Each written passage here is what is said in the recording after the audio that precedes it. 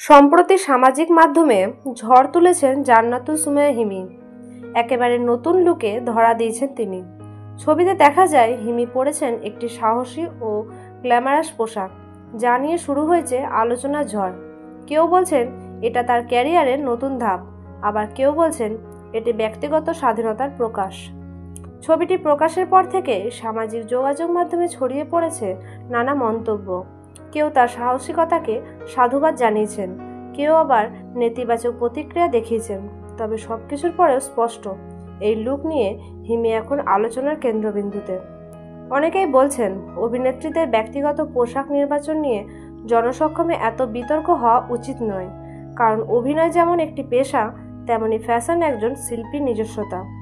তবে এও ঠিক, জনপ্রিয় তারকাদের সবকিছু সাধারণ মানুষের নজরে থাকে, আর তাই তারা যাই করেন তাই হয়ে যায় ট্রেন্ড বা বিতর্ক। এই নিয়ে হিমি নিজে এখনও কোনো মন্তব্য করেনি, তবে তার ফ্যান পেজে অনেকে তাকে সাপোর্ট করছেন এবং বলেছেন নিজেকে সুন্দরভাবে উপস্থাপন করাও একটা শিল্প। আপনার মতামত কি? হিমির এই নতুন লুককে আপনি কী দেখছেন? নিচে কমেন্টে জানাতে ভুলবেন না। ধন্যবাদ।